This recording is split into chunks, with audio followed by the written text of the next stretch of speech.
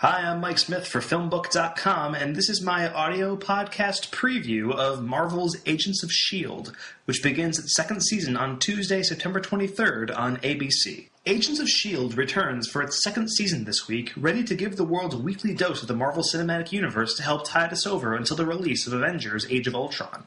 The first season met with a mixed response from fans at first, though most seem to agree the show got better towards the end, once the events of Captain America the Winter Soldier took place. Will the show be able to keep that momentum going?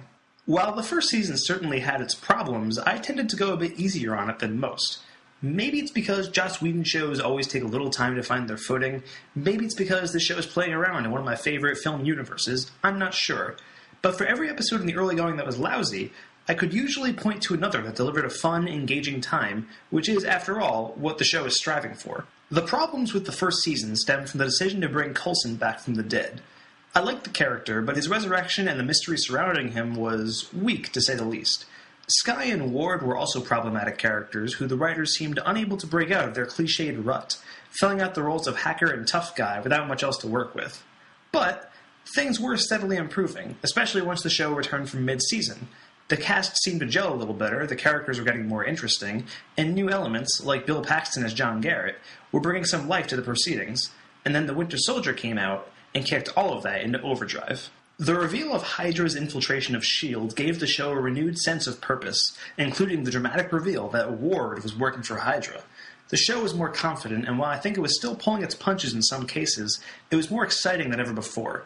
So what do I hope to see going into Season 2? I want to see more of what the show was doing at the end of last season.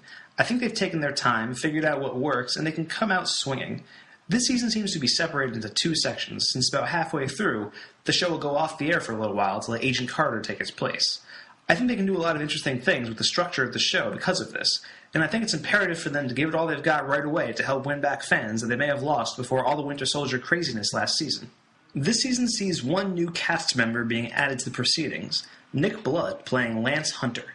In the comics, Hunter is the director of Strike, which is like the British version of S.H.I.E.L.D.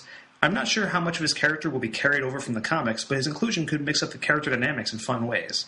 There are also characters coming up played by Lucy Lawless, Kyle MacLachlan, Adrian Palicki, and Reed Diamond, among others, so the series won't be wanting for talent to fill out its ranks. And that's good, since there aren't any Marvel movies coming out between now and May for the show to tie itself to so it can kick back into gear.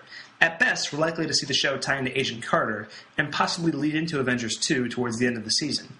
Showrunners Jed Whedon, Marissa Tanchorian, and Jeffrey Bell will have to rely on their own abilities to make this show work.